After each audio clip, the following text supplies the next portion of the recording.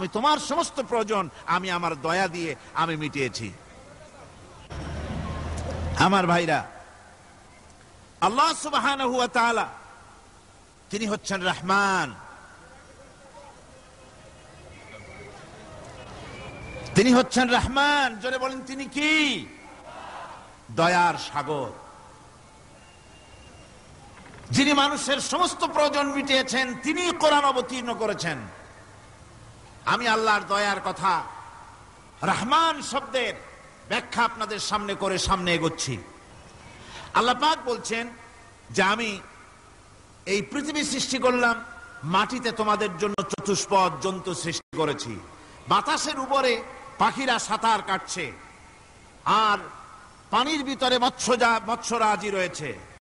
এ সমস্ত প্রাণীগুলির আত্মরক্ষার জ্ঞান আমি দান করেছি, তারা তোমাদের জন্য উপকার করে।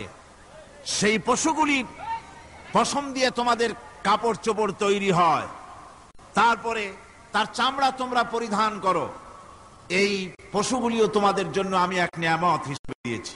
ওয়াল্লানআমা খালাকাহা লাকুম ফীহা দিফউন ওয়া মানাফিউ ওয়া মিনহা তাআকুলুন।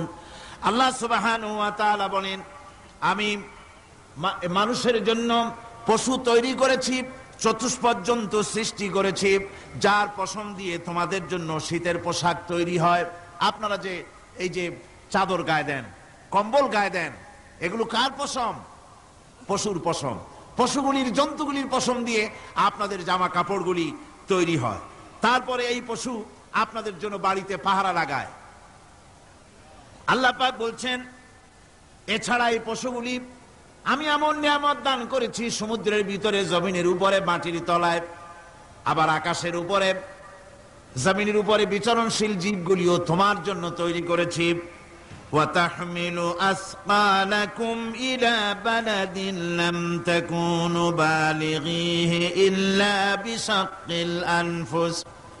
আল্লাহ পাক বলেন, এই পশুগুলি তোমাদের আরো অনেক উপকারে আছে। তোমাদের বোঝাগুলি, বড় বড় বোঝাগুলি তারা এক শহর থেকে আর এক শহরে, দূর থেকে দূরান্তরে পিঠে করে তারা বহন করে নিয়ে যায়, যা তোমরা বহন করতে পারতে না। তোমাদের জন্য দারুণ কষ্ট হতো, মুসিবত হতো। এই ধরনের বোঝাগুলি, পশুগুলি তোমাদের জন্য বহন করে নিয়ে যায়।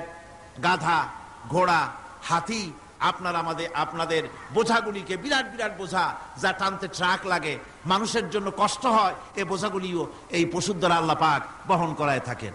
আল্লাহ পাক বলছেন, ইন্না রাব্বাকুম লারাউফুর রহিম।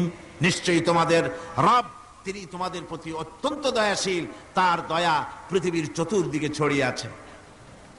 তিনি আমাদেরকে এ কোরআন নাজিল করেছেন, এ কোরআন আমাদেরকে শিক্ষা দিয়েছেন এমন এক রহমান, যার দয়া পৃথিবীর চতুর্দিকে সর্বত্র ছড়িয়ে আছে। আল্লাহর দয়া চতুর্দিকে কি ছড়িয়ে আছে? কোন? আল্লাহর দয়া, আল্লাহর মোহব্বত, আল্লাহর করুণা সর্বত্র ছড়িয়ে আছে। আল্লাহ পাক বলছেন, পশু সৃষ্টি করলাম, পশুগুলি তোমাকে পাহারা দিল, তার গোশত তোমরা খেলে, তাকে দিয়ে তোমরা মাল বহন করলে, তার পশম দিয়ে জামা কাপড় বানালে। আরো দেখো কি করলাম এই পশু দিয়ে, ওয়া ইন্না লাকুম ফিল আনআমি লাইবরা নুসকিকুম মিম্মা ফি বুতুনিহি মিন বাইনি ফারসিন ওয়া দামিন লাবানান খালিসান সাইগান লিশ-শারিবিন। আল্লাহ রাব্বুল আলামিন বলেন, চতুষ্পদ জীবের মধ্যে বুদ্ধিমান ব্যক্তিদের জন্য নিদর্শন রয়েছে। যারা বুদ্ধিমান তাদের জন্য নিদর্শন রয়েছে। দেখো, তোমার গাভীগুলি, এগুলি জমিনের ঘাস খেলো, এই ঘাস খাওয়ার পর তার শরীরের ভিতরে রক্ত তৈরি হলো, পেশাব হলো, ময়লা হলো। সেই পেশাব, ময়লা, রক্ত ইত্যাদির ভেতর থেকে আমি তোমাদের জন্য দুধ তৈরি করে দিলাম। যেখান থেকে পেশাব বের হলো, পায়খানা বের হলো, তার পাশের থেকে স্বচ্ছ, সুন্দর, সুমিষ্ট, সুস্বাদু দুধ আমি তোমাদের জন্য বের করে দিলাম। সুবহানাল্লাহ বিহামদিহি। দেখুন, এই দুধ আল্লাহ পাক তৈরি করলেন। কাগজ তৈরি হয় যে মিল, কলকারখানায়, পেপার মিল, আপনারা যদি কোনো পেপার মিলে জানতো যে দেখবেন কাগজ তৈরি হয় গাছ দিয়ে।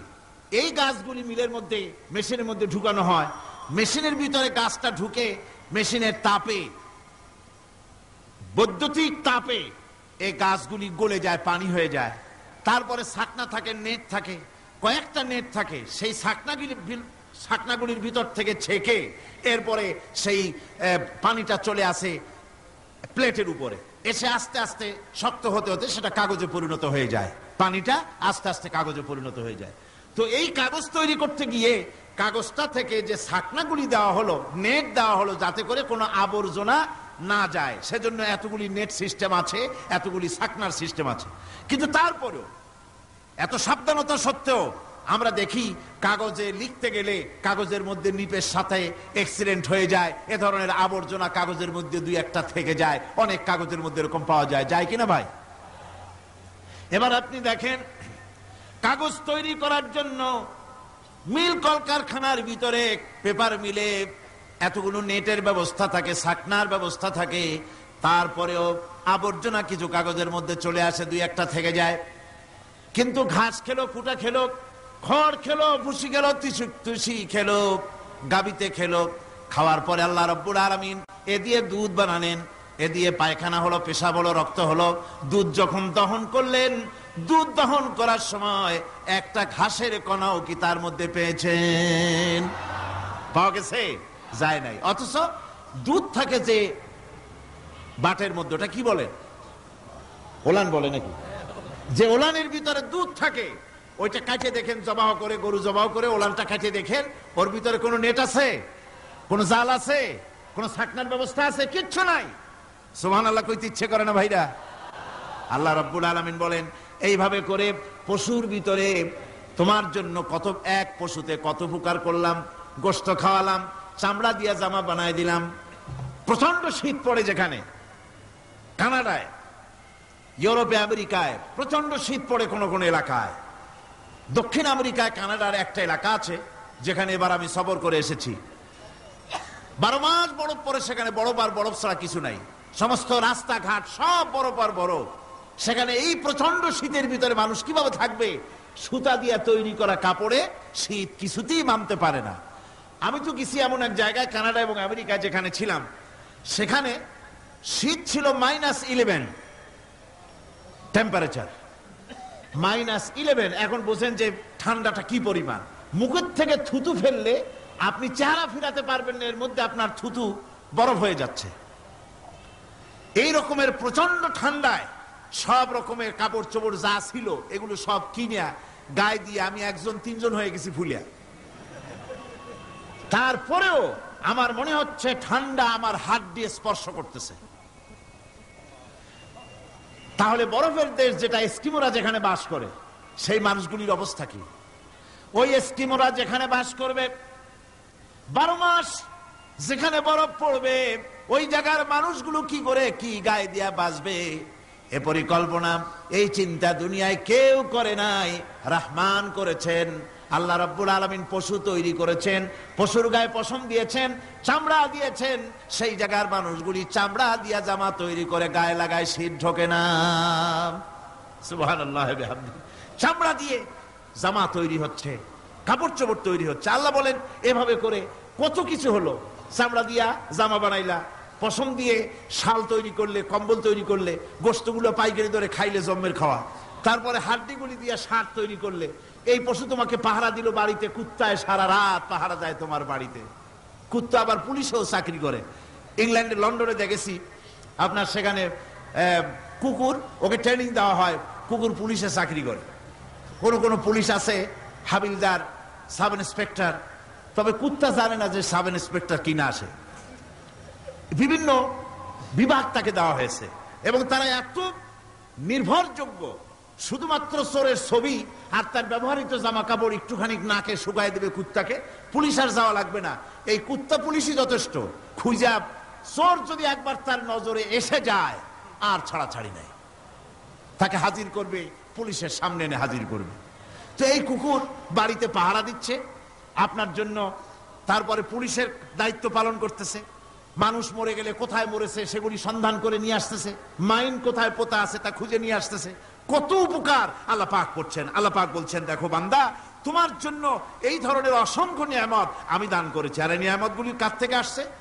যত নিয়ামত বান্দা তোমার জন্য তুমি পেয়েছো, সমস্ত নিয়ামত আমি আল্লাহ রাব্বুল আলামিনের পক্ষ থেকে এসেছে।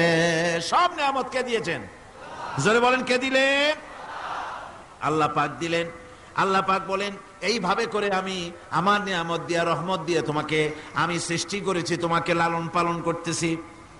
একটি মানুষ যতই সংকীর্ণ এবং অসভ্য জীবন যাপন করুক না কেন, সে পৃথিবীতে যেখানে বসবাস করে সেখানে বসে সে অন্তত তার চতুর্দিকে কত নিয়ামত সে লাভ করতেছে তা সে চিন্তা না করে পারে না।